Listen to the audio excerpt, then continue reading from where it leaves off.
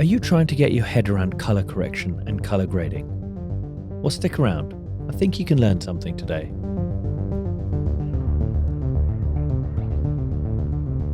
Now, before we get into anything to do with color grading or color correction, first things first, I'm not an expert.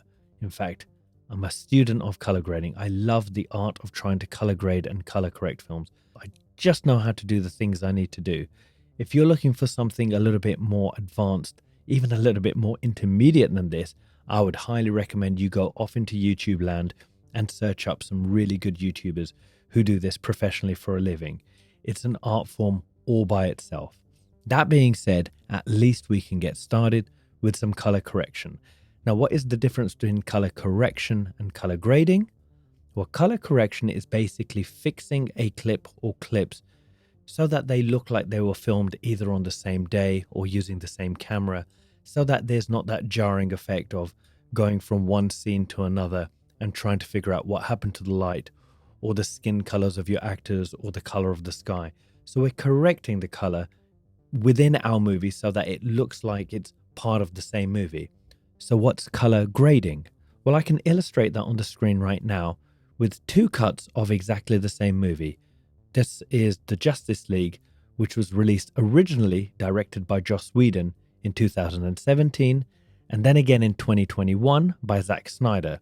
So it's the same movie and two different directors had a go at directing and releasing this movie. Now you can see that Joss Whedon really favors reds and oranges and likes to lift the colors out of the film so that you can see everything.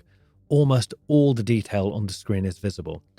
Zack Snyder, on the other hand, likes to mute his colors, less saturated. Now, I'm a fan of both. They both have their place, but in this case, I absolutely love the Zack Snyder cut for the colors and everything else in that movie as well. For this video, I want to deal exclusively with color correction. Now, I've got 4 clips in my Lightworks over here, 2 very amateurish videos that I took while I was out for a walk the other day, and 2 slightly better shot ones from pexels.com. Let's deal with my amateur hour videos first, and we'll see what we need to do to these 2 clips to get them color corrected.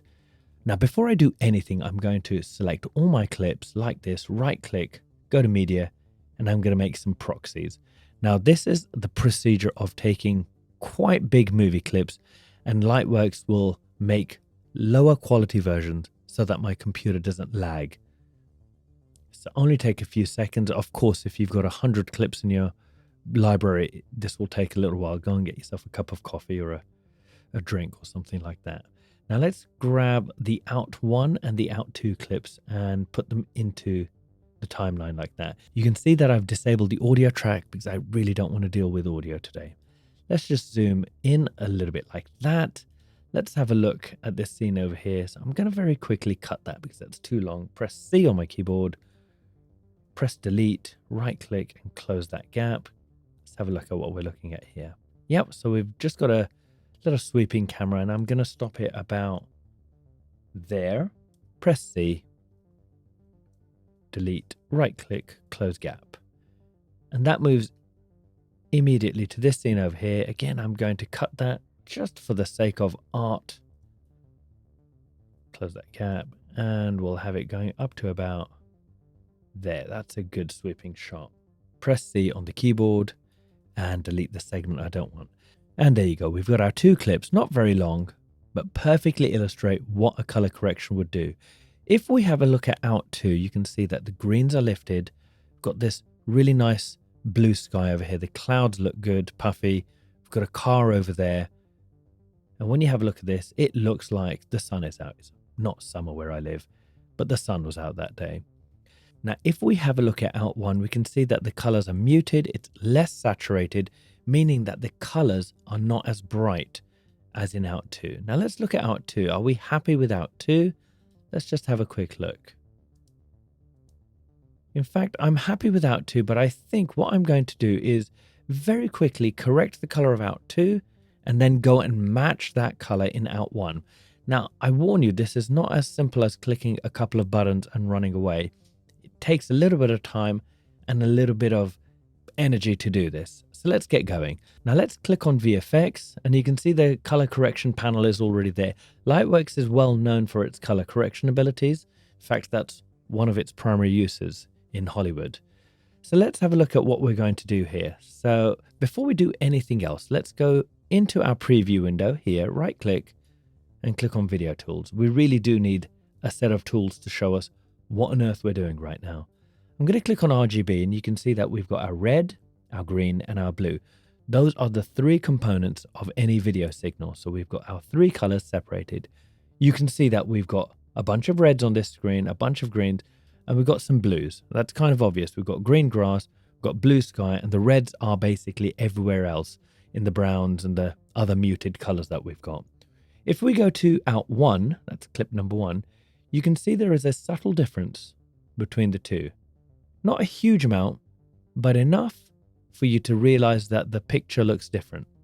So let's go to out number 2, and I want to very quickly just change something in there.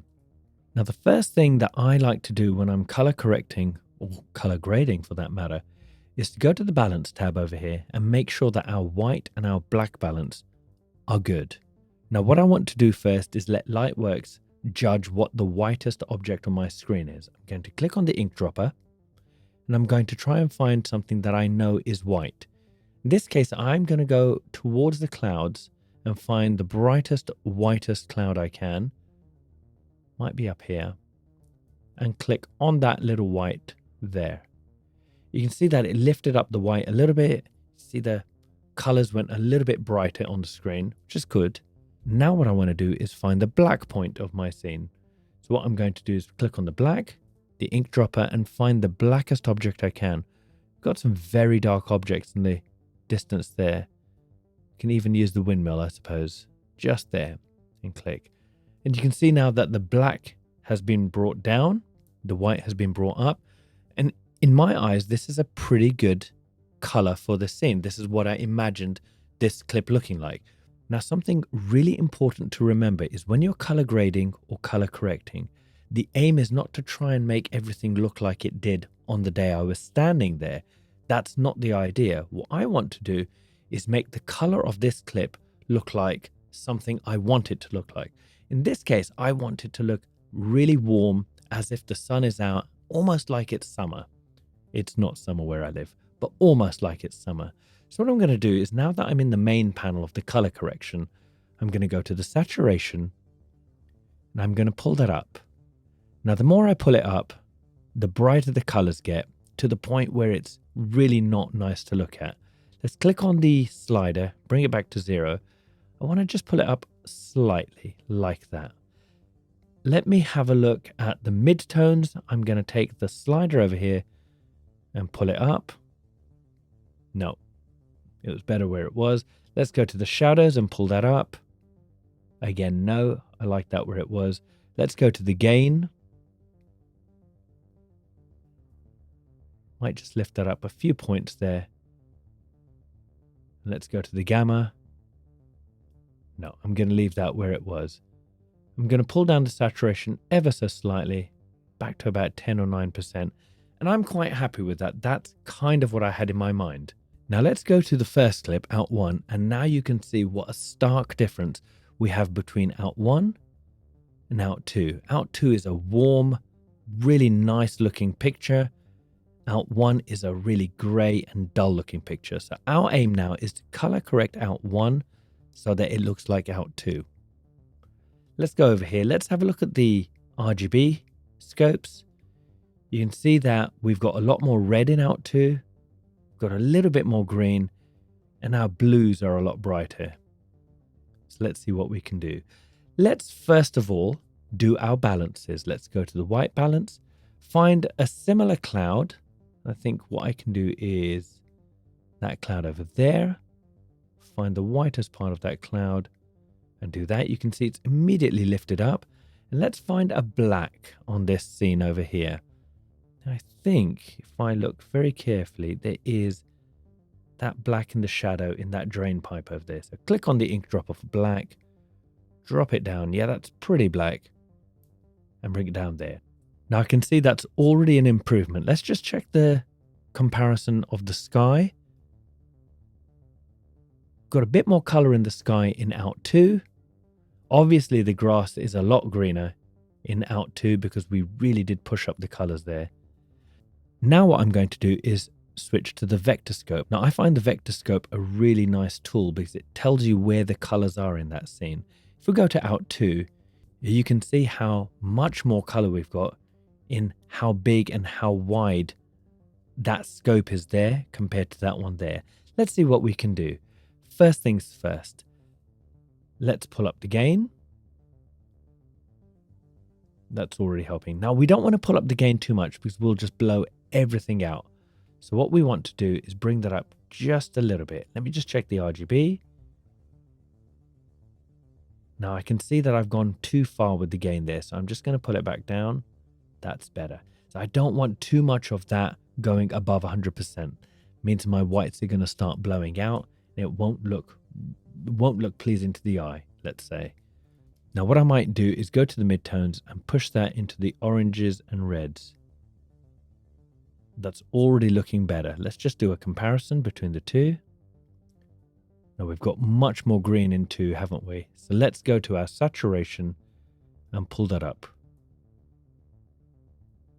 Already that's looking better. Let's have a look. Not bad. We've still got some dullness over here that I want to deal with. Let's go to our shadows and pull them up towards the red as well. See, that's already made an improvement. Let's go back. So let's compare the first and the second. I think for this first one, I am actually just going to take the saturation slider and move it up quite a bit.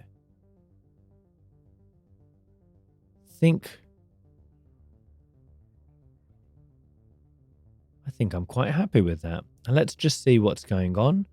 We've got our blues, which are really, really deep here. And in our second clip, not quite.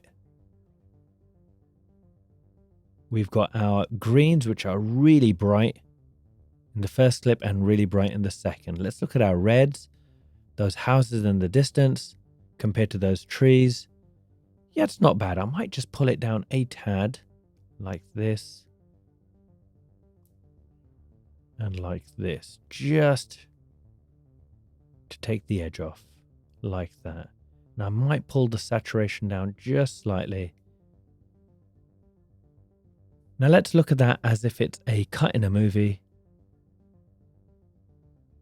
Yeah, I'm quite happy with that. Maybe not perfect, but I think I'm happy with that, especially if it's only going to be on the screen for a few seconds. I think I'm pretty good with that. Now I know that takes a long time and these clips don't even amount to 5 seconds or so of actual movie time. But with a bit of practice, you can move the sliders around and get yourself color corrected actually a lot faster than that. Now why don't we have a go at the more professional shot film?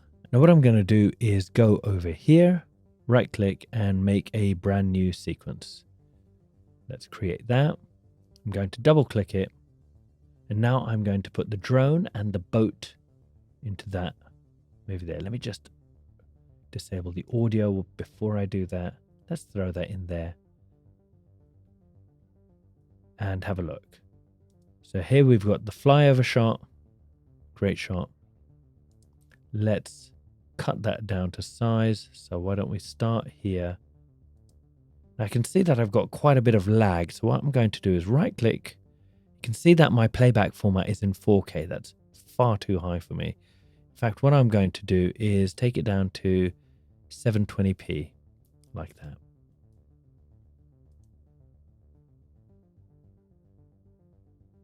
And I think what I'm going to do is cut it right there like that. Delete that, right click and close the gap. So it's going to be a drone shot over the city, which is going to cut directly to this man standing on a boat. And we'll just leave that clip as it is because it's a long, lengthy clip. Let's go to our drone. See, it's not a bad shot at all. Little bit on the dull side. So let's immediately go to our VFX. We've got our scopes there. Let's do a quick comparison of both. You can see in the drone shot, we've got bright reds, these beautiful orangey browns. We've got this bright green. So it's quite a saturated scene. Whereas this shot on the boat, obviously it doesn't have as much color, but in itself, it's a very, very drained out shot. It's unsaturated. His skin tone is very light. It doesn't really look like it belongs in the same movie as this. Now let's go to the color correction panel of Drone City. Let's go to our balances and see if there's anything that needs to be done here. Let's click on the ink dropper, find the whitest object on the screen, which is that thing there. See, it didn't really have much of an effect. White balance is pretty good. Let's grab our ink dropper for the black and find the blackest object we can, which I think is that window over there, or that portion there. Let's go to the window here. There you go. I'm quite happy with that. Let's go to our main. Let's have a look. Let's lift the shadows a tad, like that. And our saturation, let's pull it too far, pull it back. Let's have a look. I think I'm okay there. I'm kind of concentrating on these reds over here. Let's just do that flyover. Yeah, I quite like that. Now let's go to the boat shot.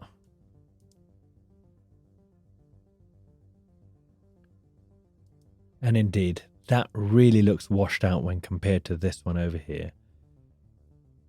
Let's do our balances again. So white balance, what's the whitest object we can find? In fact, it might be the shine on that bar over there on the boat. Click on that, lifts it up a bit. What's the blackest thing on the screen? Let's have a look. It might actually be the inside of his camera or the strap. Well, already that's an improvement. You can see there's a nice contrast between the shadow and the highlights. Let's go to our main and see what we can do. I'm going to go to the vector scope again, compare our first shot with the second shot. You can see that our first shot has just so much more color, whereas our second shot is very, very washed out. Okay, let's see what we can do. Let's go to the midtones, push up the reds again. It's quite nice already. Let's see what we can do with the shadows. Let's see what happens if we pull it to the red. It's not bad. It's a little bit Kodak-y, but it's not bad, is it? Let's have a look. Let's take the saturation up now. Oh, I'm liking that a lot. That looks so much better. I'm going to pull the shadows back down towards white. In fact, let's zero it. Yep, that wasn't needed. Let's zero out the midtones. No, definitely the midtones are needed. So I'm going to pull them up to about there. Let's have a look. Do we need to lift the midtones? Not at all. Let's just reset that. Do we need to adjust the gain? Not. Saturation a bit more? Yeah, let's do that instead. Perfect. Now let's have a look from the drone shot to the boat. Now, one thing that we can do is compare our oranges, our reds, and our greens to the first one. So if you have a look at the drone, we've got that really bright green, these beautiful, deep autumn oranges, this amazingly bright red over here, and in the background there. Let's go to the guy on the boat. Don't have much to play with here, but we do have some orangey browns there. We've got a vague red in there. We've got some greens over there. So we can get a clue of how the colors should match. So I'm going to pull up the saturation a little bit more. Just going to be brave here. And that should be it. Let's have a look now. Go to our first scene, fly over. And our second scene there. I think this scene is a little bit brighter than I want it to be. So let's take the brightness down a little bit. I'm just going to go to the RGB and see what I'm doing. Take the brightness down. Just there. Only a few percent. Let's go back here. Yeah, I really like that. I think that, to my eyes, matches quite well. And there we have it, guys. I have only scratched the surface, or really shown you the tip of the iceberg when it comes to color grading and color correction. Now, I'm not ashamed to say it one last time that I am not in any way an expert or even an intermediate in color grading and color correction.